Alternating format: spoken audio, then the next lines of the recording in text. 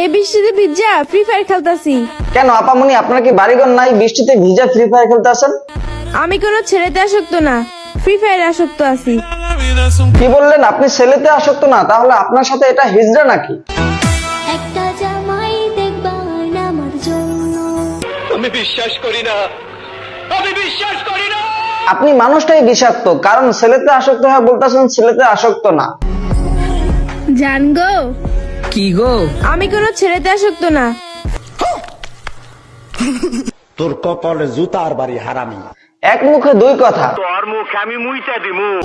কোনো মেয়ের হাতে যদি কাটা দাগ দেখো, তাহলে তাকে জিজ্ঞেস করবে না কাটা দাগটা কেন, তাহলে কি করব?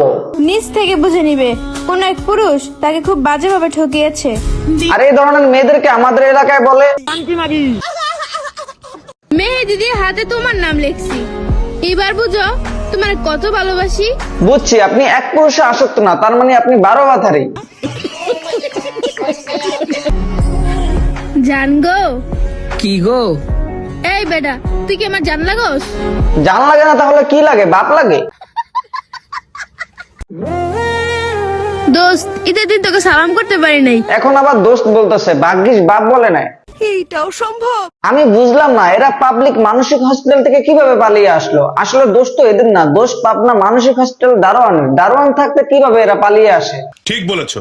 একবার বৃষ্টিতে ভিজা বলে সে ছেলেতে আসক্ত না, আমি কোনো ছেলেতে আসক্ত না, ফ্রি ফায়ারে আসক্ত আছি।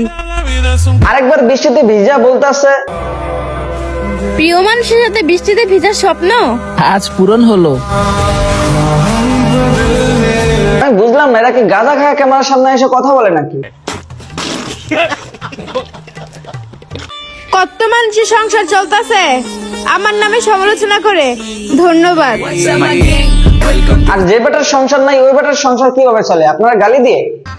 গজব বেজতি। মানে কি এমন বিখ্যাত ব্যক্তি হয়ে গেছে তার নামে সমালোচনা করে মানুষের সংসার চলে? আসলে পাগলের মুখে যা আসে তাই বলে। নিঃসন্দেহে তুই ঠিক কথা বলেছিস। ওয়া, অনেক মজা লাগতেছে, আমার জানাবা কিনে ঘুরতে আইছে। গাইস, অনেক মজা লাগতেছে। সাথে আমার বাল ছেঁড়া গেল। তো আজ এ পর্যন্তই। যারা ফেসবুক থেকে দেখতেছেন পেজটা ফলো করে দেবেন, আর যারা ইউটিউব থেকে দেখতেছেন সাবস্ক্রাইব করে দেবেন। ধন্যবাদ।